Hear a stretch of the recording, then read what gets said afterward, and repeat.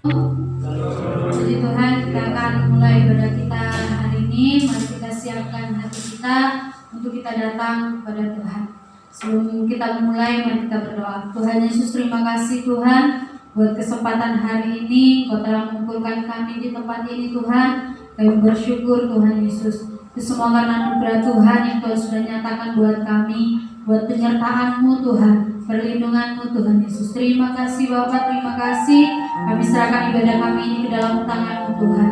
Biarlah Kau yang memimpin ibadah kami ini dari awal, pertengahan, dan akhirnya. Kami serahkan ke dalam tangan-Mu Bapa. Terima kasih Tuhan, terima kasih. Kami mau masuk dalam hadirat-Mu Tuhan.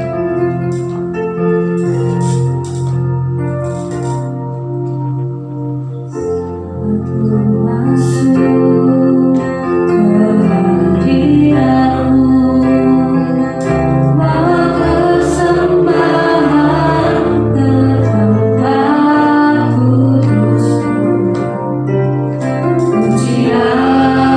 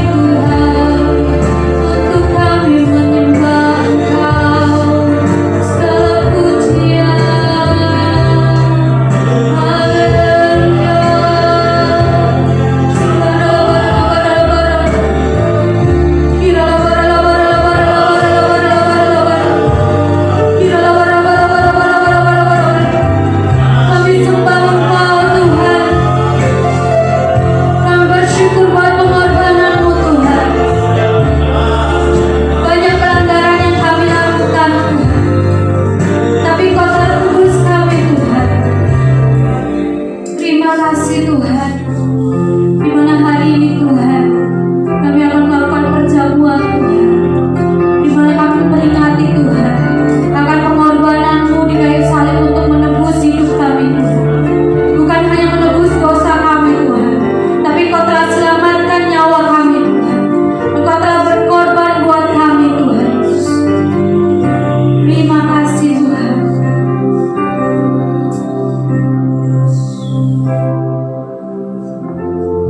Terima kasih Yesus. Oleh kuasa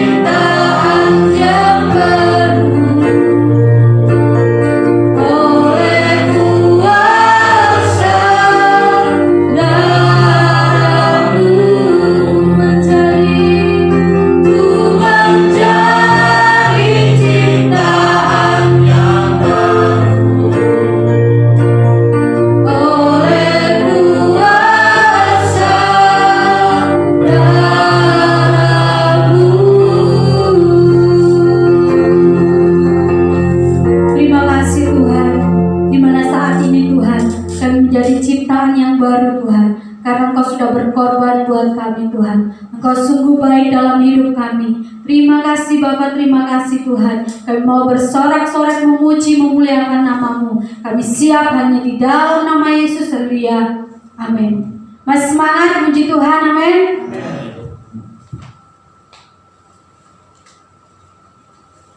Kita naikkan tiada berkesudahan. Kita percaya Tuhan Yesus sungguh baik dalam kehidupan kita. Tuhan sudah menyertai kita sepanjang hari-hari kita.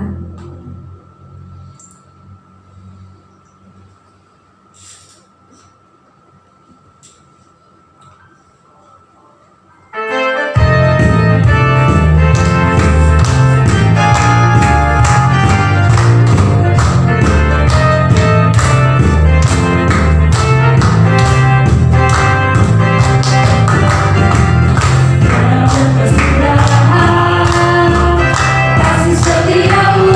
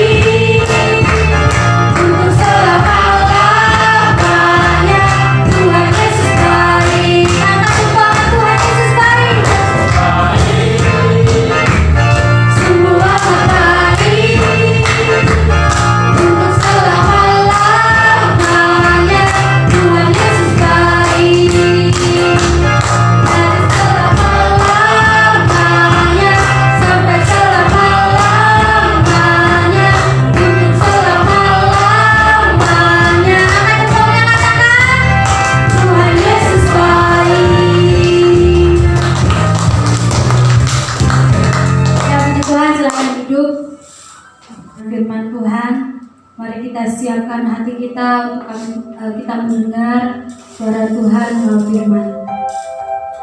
Tuhan Yesus, terima kasih Tuhan. Dimana saat ini Tuhan, kami mau mendengar suara-Mu Tuhan melalui firman Tuhan. Dimana kami haus Tuhan akan Engkau Bapa. Terima kasih Tuhan. Terima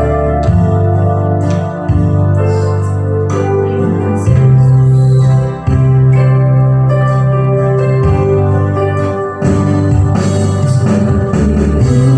Sayang haus rindu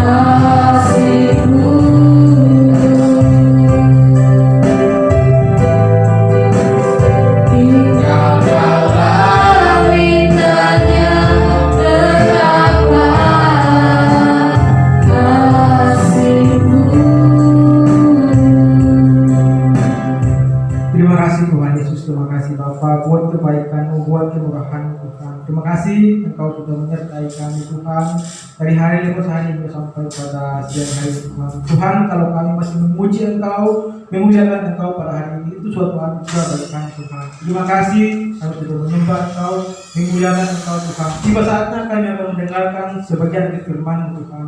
Bapak, Engkau berbicara bagi kami melalui hamba Tuhan. Engkau urapi hamba-Mu yang terbatas ini, biarlah kemurahan-Mu terjadi pada kami, dan biarlah firman-Mu boleh mengubah hati kami, biarlah firman-Mu boleh mengubah karakter kami Tuhan.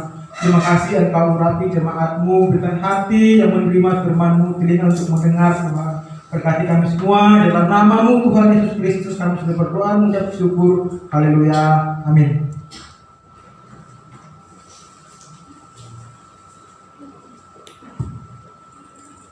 Shalom.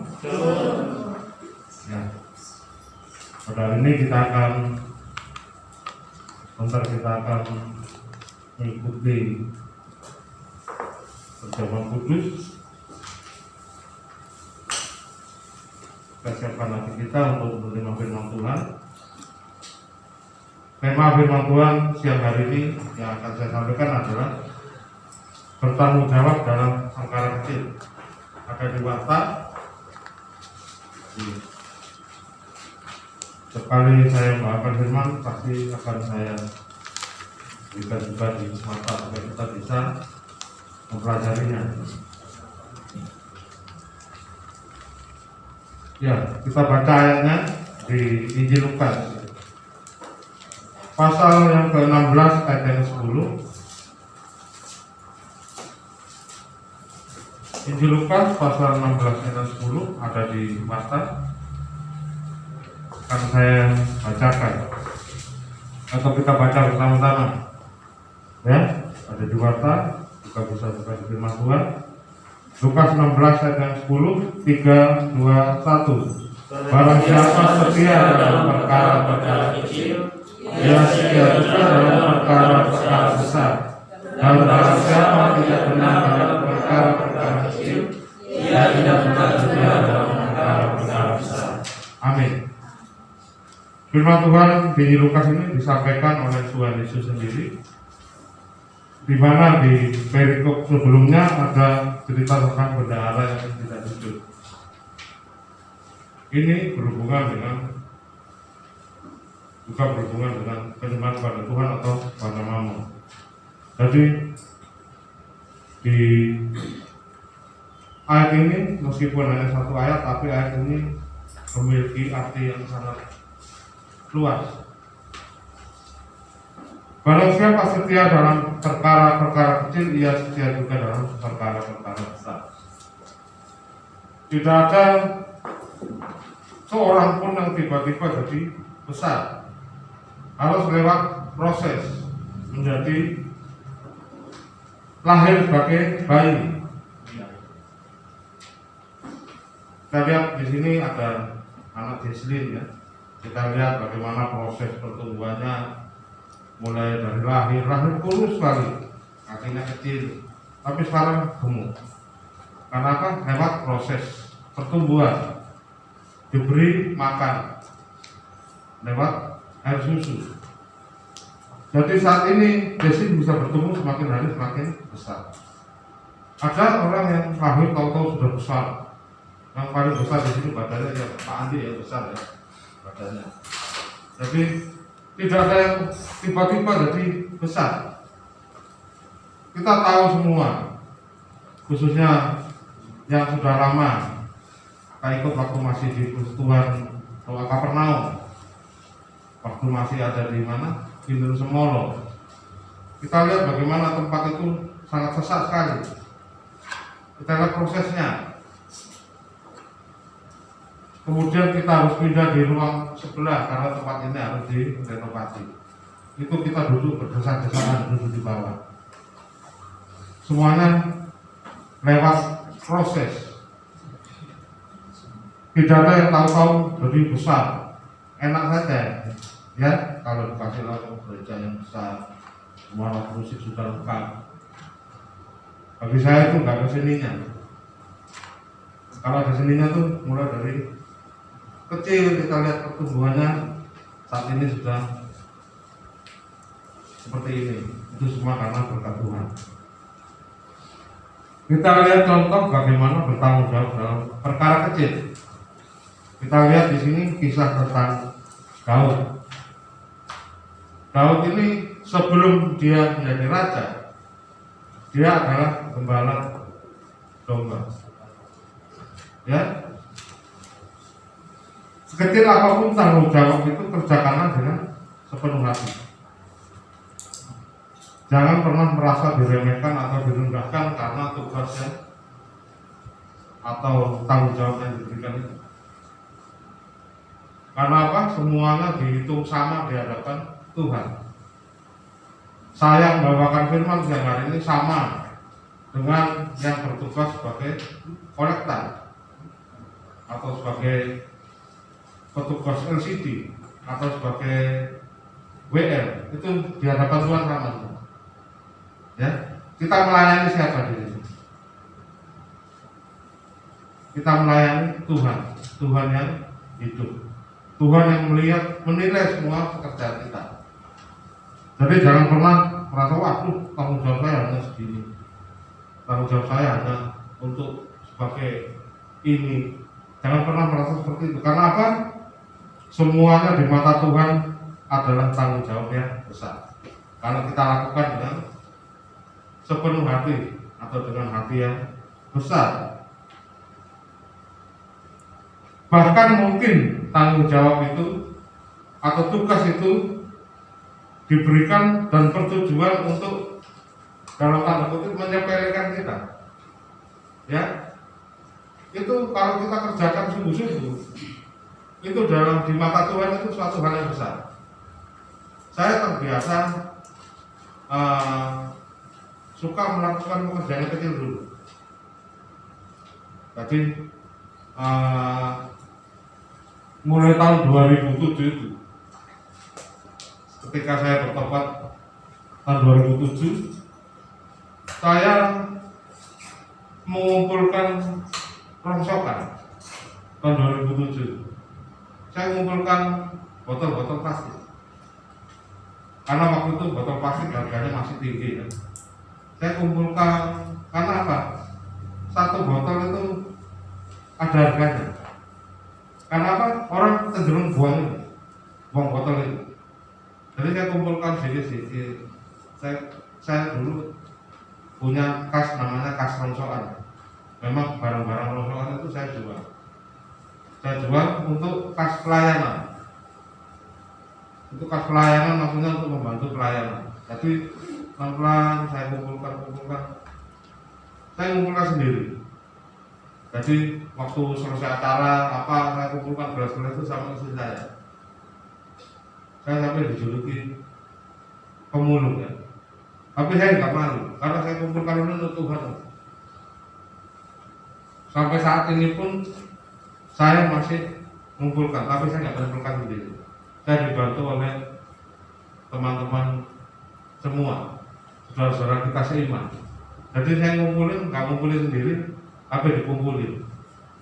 Dan sampai sekarang juga saya masih mengumpulkan nanti untuk membantu kas diakonia. Jadi ini semuanya ada gunanya. Meskipun jumlahnya nggak sampai berjuta-juta, tapi ini masih ada gunanya daripada dibuang percuma. Yang kita lihat di sini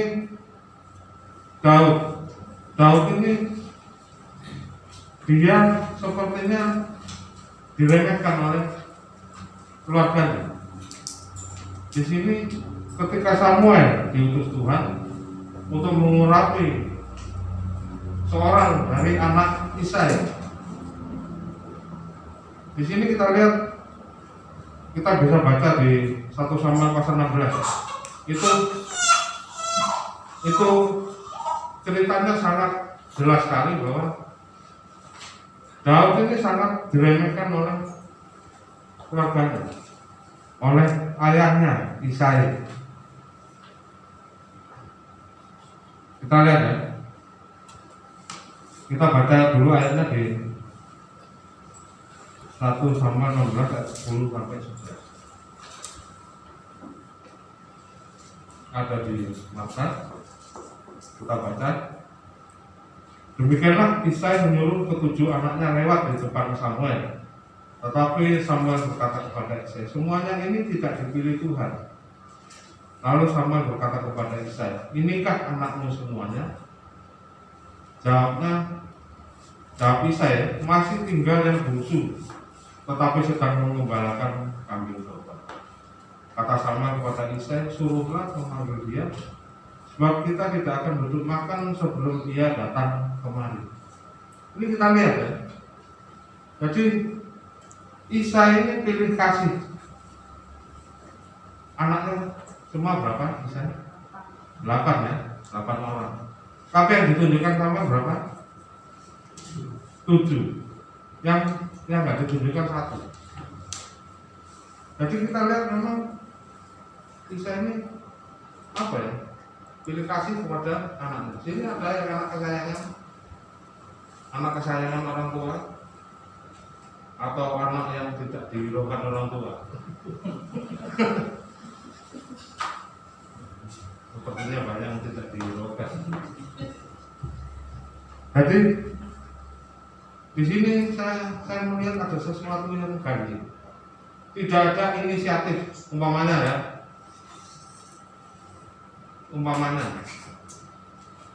Sini siapa yang sudah punya?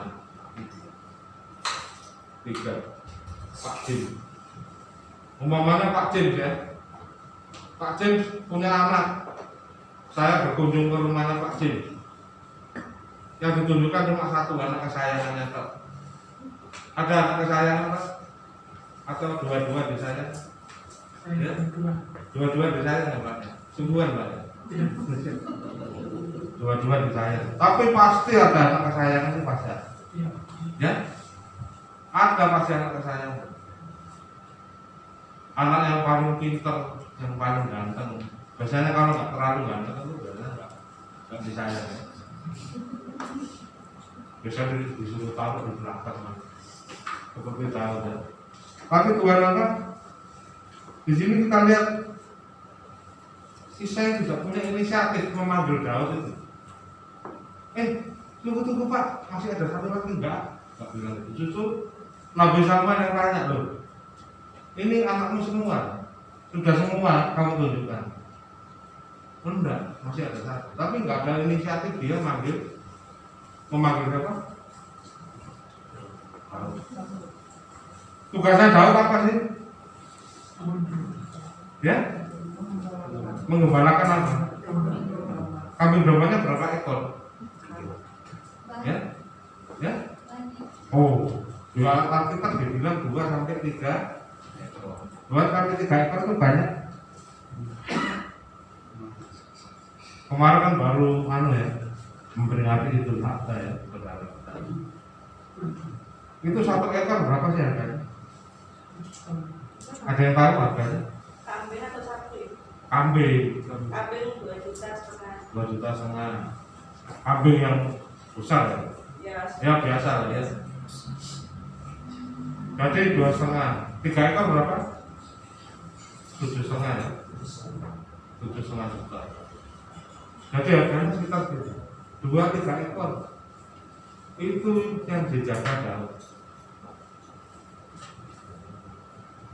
Jadi jumlahnya 2-3 ekor itu pun punya ayahnya. Tapi Daud melakukan itu dengan sepenuh hati. Mengembalakan 2-3 ekor itu dengan sepenuh hati dia mengembalakan itu. Tidak pernah bersungguh-sungguh. Ya, kita lihat 1 Samuel 17.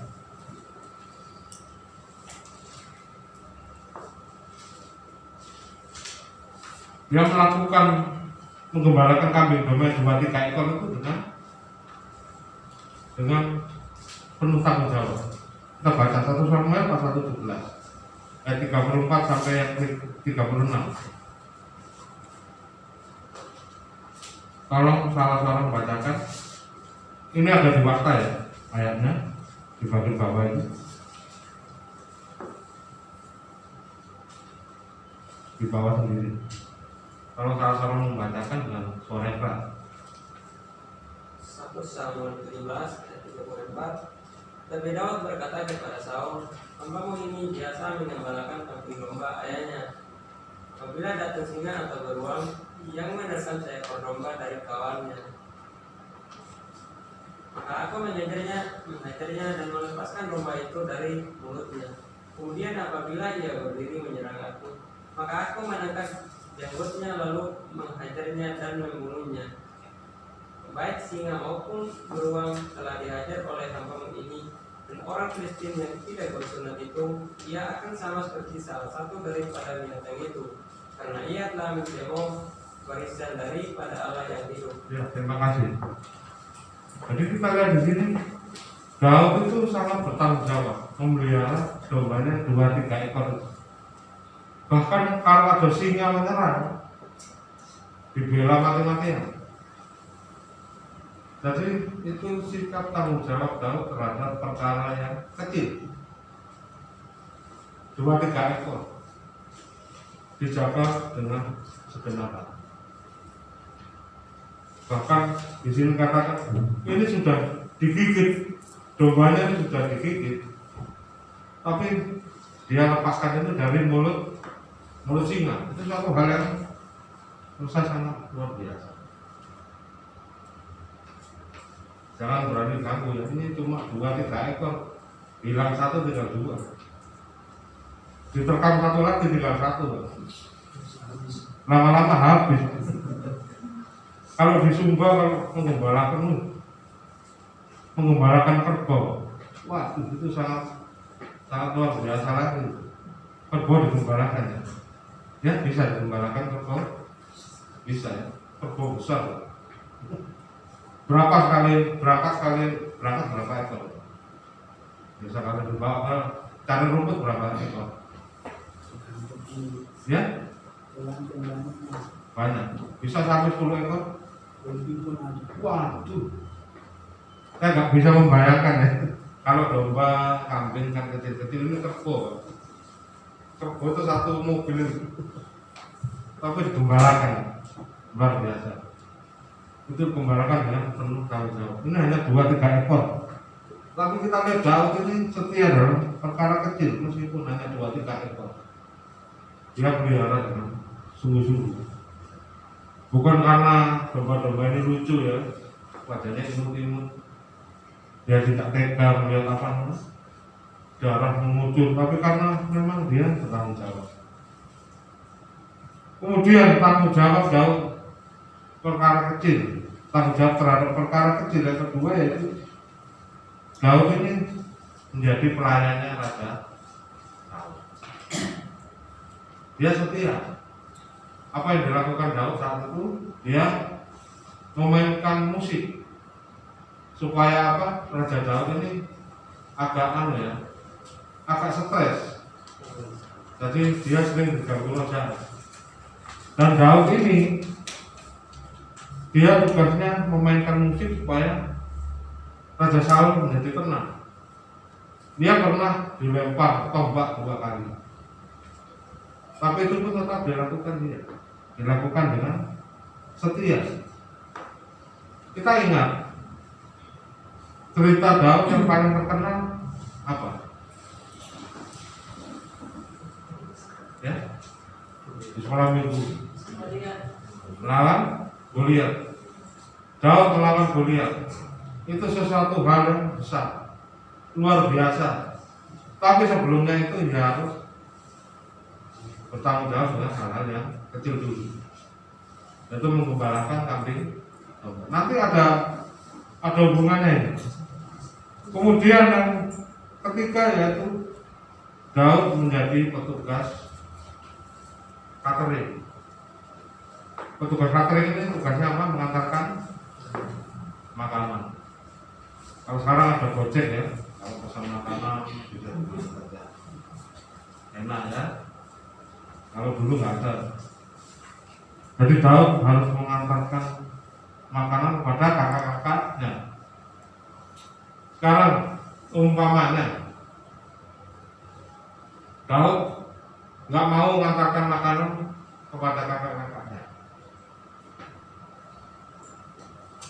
Jadi Daud ini disuruh ayahnya untuk mengantarkan makanan ke kakak-kakaknya yang saat itu bertempur melawan bangsa Filistin.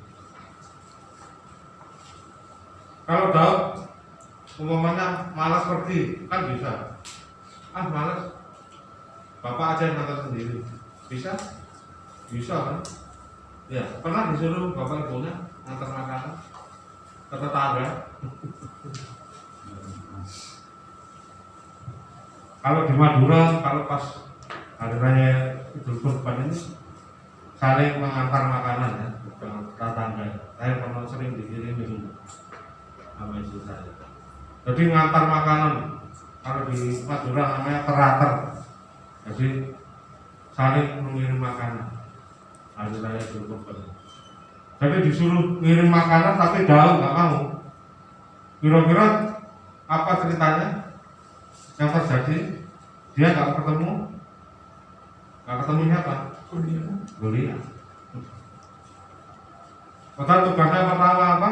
Kamu lawan Goliat? Enggak, disuruh ngantar makanan, suruh ngantar rantang itu, rantang ke kakaknya, rantang masih makan kakaknya. Jadi ini hal-hal lain juga ngantar makanan, jadi pelayan sahur, jadi gembala yang juga bisa itu. Tapi ayat yang tadi dibaca oleh saudara Asid katakan apa? Baik singa maupun beruang telah diajar oleh hambamu. Jadi dia ketika menghadapi Goliat, dia menganggap Goliat itu sama seperti apa? Singa dan beruang yang dihadapi. Jadi ada gunanya tidak dia melakukan tugas kecil?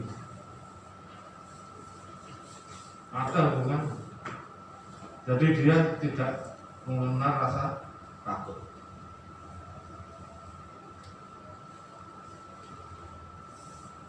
Kita lihat sebentar di Mazmur 27. Mazmur 27 ayat ke-10.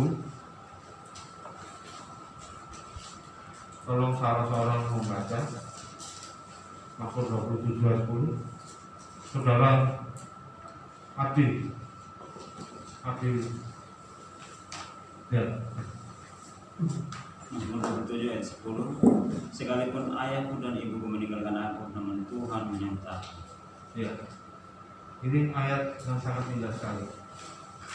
Jadi jelas di sini Daud mengatakan bahwa ayahnya dan ibunya meninggalkan dia. Tapi Tuhan tidak pernah, ya, Tuhan tidak pernah meninggalkan. Itu yang kita harus bersyukur. Meskipun Lut sudah ditinggal oleh kedua orang tuanya, tapi Tuhan tidak pernah meninggalkan Lut seorang diri. Suatu saat kita pasti akan ditinggal orang tua kita, tapi kita jangan pernah merasa sendirian.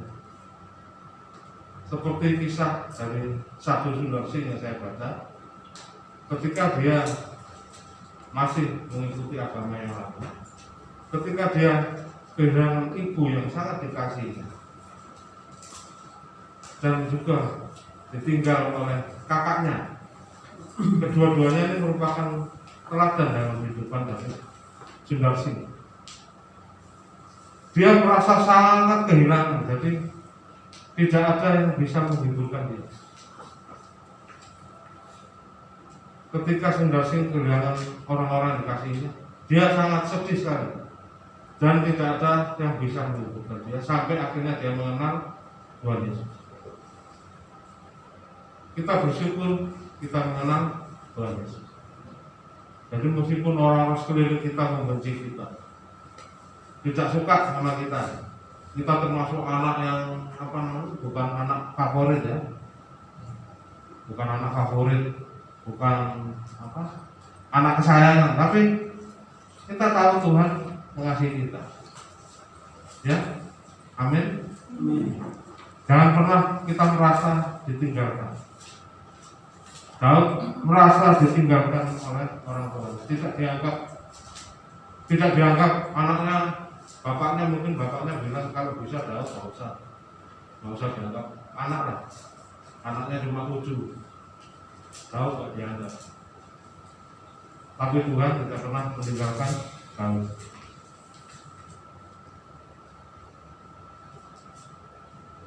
Karena melakukan tanggung jawab kecil dengan hati besar, maka Daud menerima tanggung jawab terbesar di antara orang sebangsa. Jadi di sini itu ada kata-kata yang saya garis bawah. Karena melakukan tanggung jawab kecil dengan hati yang besar, maka Daud menerima tanggung jawab terbesar di antara orang-orang sebangsa. Apa tanggung jawab Daud yang terbesar? Ya, dia jadi raja bangsa Israel, menggantikan Raja Saul yang dikawal oleh Tuhan. Saya sering mengatakan di sini tidak ada yang kebetulan. Kita bertemu saat ini pun tidak ada yang kebetulan. Saya mengenal saudara-saudara semua tidak ada yang kebetulan. Semuanya sudah ditetapkan oleh Tuhan. Kita harus percaya bahwa tidak kebetulan Daud bertemu dengan Goliat. Itulah titik balik Daud menjadi pahlawan Israel. Berapa batu yang dia pakai untuk membunuh Goliat?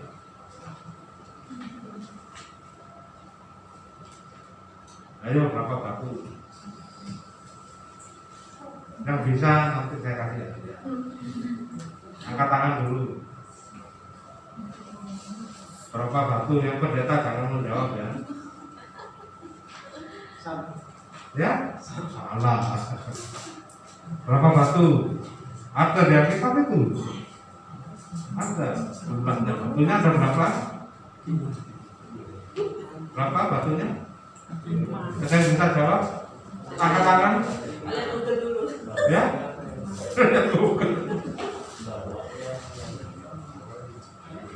Ayo, berapa batu? Jangan jawab banyak ya.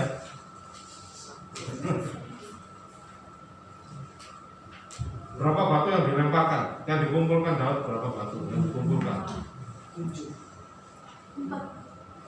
Ada 7 tak coba. Ada 3. Berapa yang ada? Ya? Yang dikumpulkan Daud berapa batunya?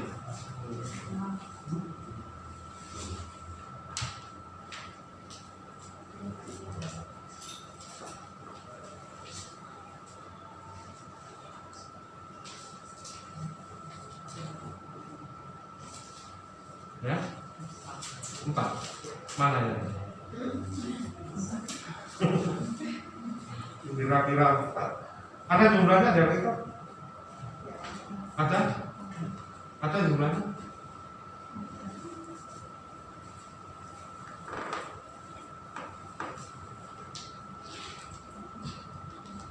Juga yang menang ya. Jadi yang tahu Daud ya berapa dia ambil. Jadi ketika itu dia mengumpulkan batu licin di sungai, dia isi di dalam umban, kemudian diumban ke Goliat. Goliat tingginya berapa meter? Ya?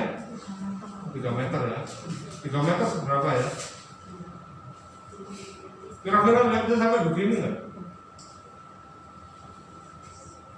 3 meter tinggi enggak? Jadi Daud waktu itu kira-kira umurnya masih 17 tahun. Masih pipinya masih kemerah-merahan. Dia lihat umpan ke atas, kira-kira meleset enggak? Enak kalau pakai sniper ya. Bukan enggak. Ini pakai umpan. Umpan itu kayak kulit kemudian dilepas satu, kemudian batunya terlempar. Itu senjata asli orang Israel, orang-orang di Israel.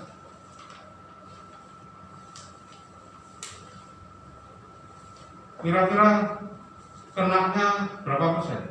Umpamanya batunya 5, bisa kena ke jidat pas?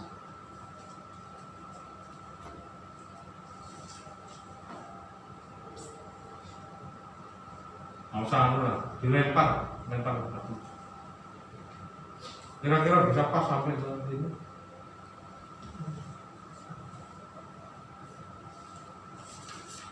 Jadi di firman Tuhan dikatakan batu licin itu tiba-tiba masuk ke dahinya Goliat. Saya rasa itu bukan karena Daud itu orangnya, karena bahasa Jawanya titis itu apa ya? Tepat sasaran ya. Dia titis, kalau bahasa Jawa titis itu langsung dilempar, langsung kena. Kayak main kelereng gitu. Bersama bisa kena kas. Itu titis itu. Saya rasa itu bukan karena Daud, tapi karena tangan Tuhan yang menatapkan di dahinya Daud, di dahinya Goliat. Karena apa? Goliat sudah menghina Tuhan, pasukan Allah yang itu. Daud marah sekali, waduh. Umpamanya sini yang jadi contoh itu Tri. Tri ini kalau manggil suaminya itu mesra sekali ya. Umpamanya suaminya putri yang tercinta itu diolok-olok, kira-kira terima gak? Ya? Maju lah ya. Langsung disasar apa di kamar.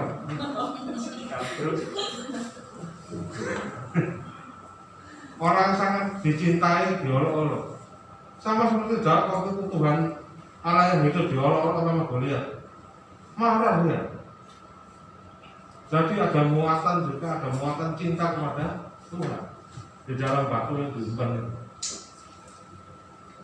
Jadi bukan hanya tangan Tuhan, tapi ada muatan cinta yang sangat besar kepada Tuhan. Jadi itu yang tidak dimiliki oleh kakak-kakaknya Daud. Tuhan melihat apa? Hati. Bukan melihat perawakan yang gagah, tinggi, besar, tapi Tuhan melihat hati. Hatinya Daud adalah hati yang cinta kepada Tuhan, hati yang siap. Dia tidak sadar, dia tidak tidak penuh, tidak hitung-hitungan. Meskipun bapaknya membenci dia tetap lakukan tugas dari bapak. Jadi pesan Tuhan hari ini adalah kita harus melakukan tanggung jawab meskipun tanggung jawab kecil. Tanggung jawab itu mungkin dianggap remeh. Kayak apa? Buat apa? Buat apa pelayanan di sana? Ikut kerja saya aja besar. Buat apa di Kapernaum kecil? Sudah kecil, kursinya dikasih jarak-jarak tambah kecil, Pak. Jadi apa ya? Buat apa? Gak ada gunanya. Itu saya aja. Tapi dari tanggung jawab yang kecil nanti kita lihat. Nanti suatu saat gereja Kapernaum akan jadi besar. Amin. Amin.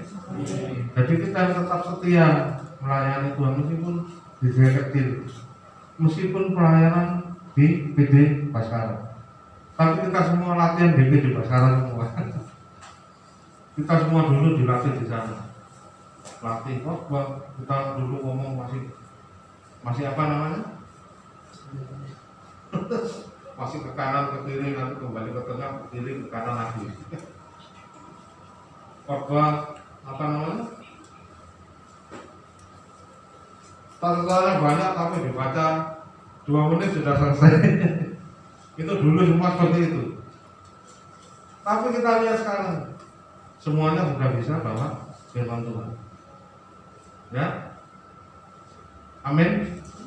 Nanti kita akan dipakai secara luar biasa, bukan hanya dari pembicara di gereja, tapi jadi pembicara di KKN besar. Ya, percaya? Aminnya kok tak semangat.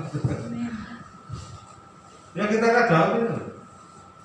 Dia setia dalam perkara kecil, rajin datang di ibadah. Nanti kita lihat berkat Tuhan akan tercurah dalam kehidupan kita.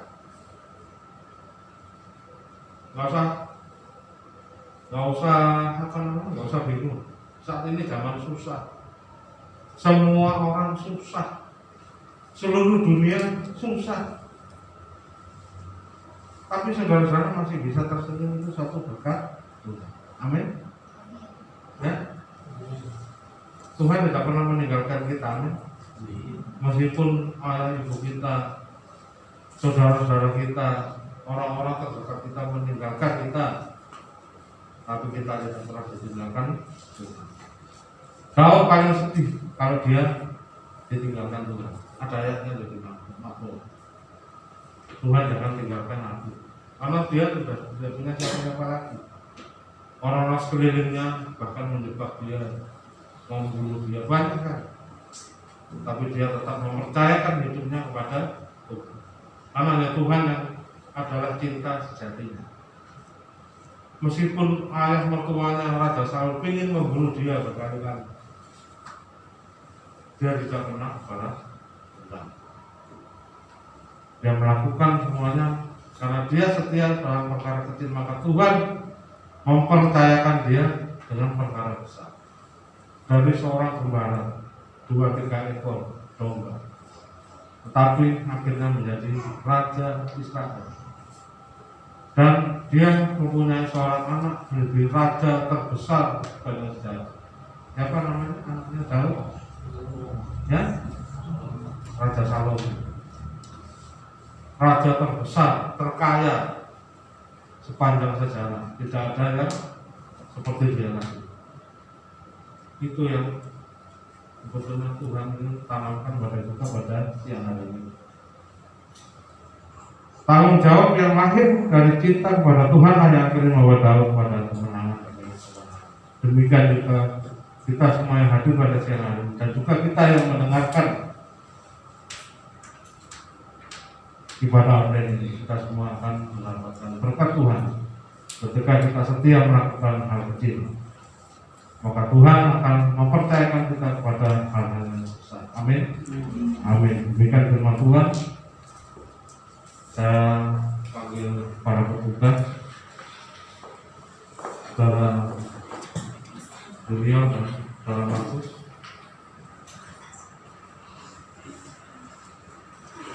Di atas kepala kita.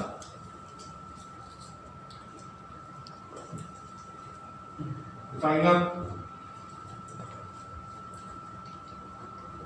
penderitaan Kristus di atas kayu salib, di mana tuh dia memberikan nyawanya untuk menebus dosa kita. Kita ingat pengorbanan Tuhan Yesus Kristus. Tanpa Yesus kita tidak akan selamat. Saya bacakan firman Tuhan. Sebab apa yang telah kuteruskan kepadamu telah aku terima dari Tuhan, yaitu bahwa Tuhan Yesus pada malam waktu ia diserahkan mengambil roti dan setelah itu ia mengucap syukur atasnya. Ia memecah-mecahkannya dan berkata, inilah tubuhku yang diserahkan bagi kamu. Perbuatlah ini menjadi peringatan akan aku. Karena roti yang kita pecah-pecahkan adalah persekutuan dengan tubuh Kristus. Haleluya. Mari kita makan dalam nama Tuhan Yesus Kristus.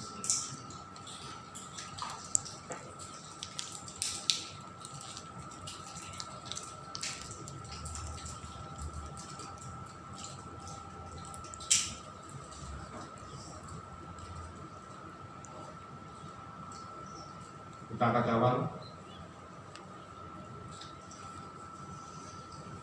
Saya bacakan firman Tuhan.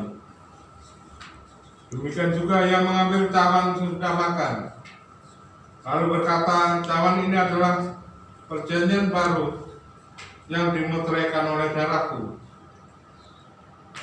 Perbuatlah ini setiap kali kamu meminumnya menjadi peringatan akan aku.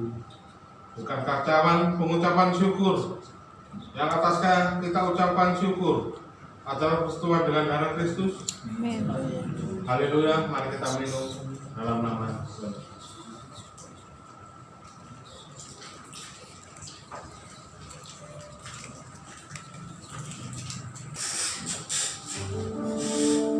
Oleh kuasa darah-Mu, tebus dosaku, ketudusan-Mu mengikutiku, kasih-Mu mengalir memulihkan hidupku, sungguh besar anugerah-Mu, Kau selamatkan hidupku. Ku menjadi ciptaan yang baru oleh kuasa darah-Mu, oleh kuasa darah-Mu, Kau telah tebus dosaku,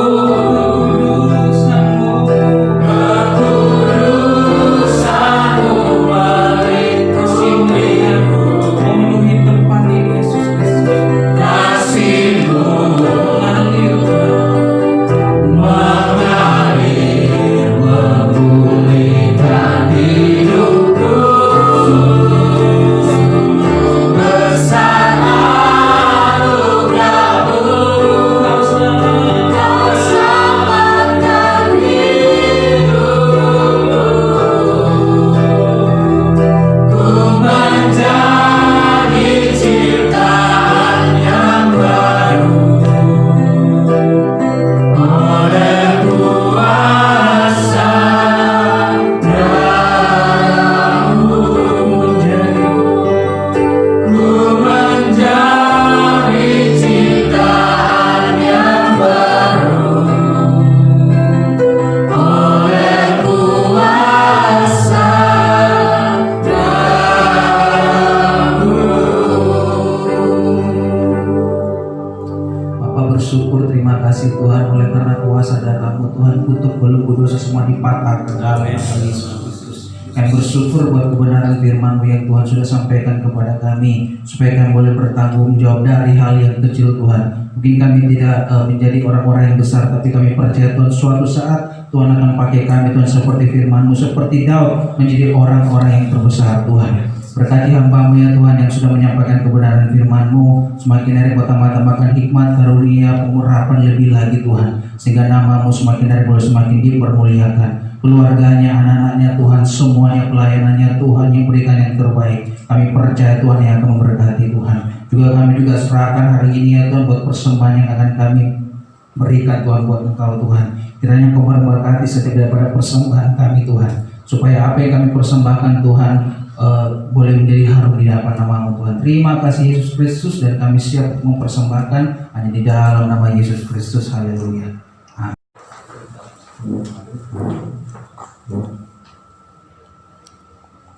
Mari kita berdoa. Tuhan Yesus Kristus, kami mengucap syukur untuk siang hari ini Kau menyertai ibadah bersama kudus mulai awal sampai pada akhirnya. Tuhan Yesus, Kau berkati hamba-Mu yang telah melayani pada ibadah pada siang hari ini.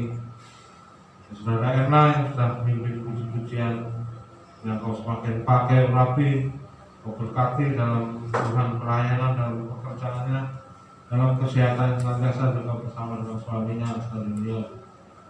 Tuhan, Kau pimpin kehidupan mereka semakin hari semakin luar biasa Tuhan. Berkati dalam usaha pekerjaannya. Juga Tuhan untuk saudara kami yang sudah melakukan tugas sebagai kantor CD, juga yang merekam Tuhan ibadah, kolektan, dan menerima tamu, Kau berkati kami semua, juga kami semua sudah hadir pada siang hari ini. Kau berkati kami yang sudah memberikan persembahan maupun perpuluhan maupun diakonian. Kau kembalikan berkat-Mu berlipat kali ganda. Kami berdoa mereka yang sakit, Kau jamah, pulihkan, sembuhkan Tuhan Yesus. Dan dalam masalah Kau berikan jalan keluar. Kau berkati dalam setiap usaha, pekerjaan, sekolah pelayanan kesehatan keluarga kami. Tuhan Yesus, Kau tutup bungkus kami semua kasih darah-Mu, tutup bungkus keluarga, kesehatan, serta benda pekerjaan pelayan kami. Jauhkan kami kalau salah marah, bahaya, kecelakaan, cobaan, sakit, penyakit, orang jahat, dan serahkan buah serangan kegelapan, dan salah pecik, santet, serang balik, panah kegelapan, dan salah wabah virus corona. Juga kami berdoa Tuhan, khususnya untuk Bapak Hendro yang saat ini ada di Papua. Tuhan, Kau tutup bungkus yang kamu dalam kuasa darah-Mu. Jauhkan dari salah halangan, rintangan, dari salah wabah, penyakit, dari salah orang-orang berniat jahat. Tuhan, agar semua pekerjaan dilakukannya dan berjalan dengan lancar semuanya karena Engkau Tuhan Yesus Kristus. Terima kasih Tuhan.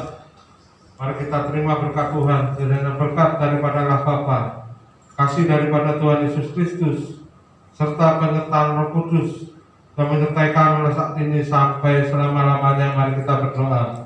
Bapa kami yang di surga, dikuduskanlah nama-Mu, datanglah kerajaan-Mu, jadilah kehendak-Mu di bumi seperti surga. Berikanlah kami pada hari ini makanan kami yang secukupnya, dan ampunlah kami kesalahan kami, seperti kami juga mengampuni orang bersalah pada kami. Dan janganlah bawa kami dalam pencobaan, tapi lepaskanlah kami dari jahat. Karena Engkau yang punya kerajaan dan kuasa dan kemuliaan sampai selama-lamanya. Amin. Tuhan Yesus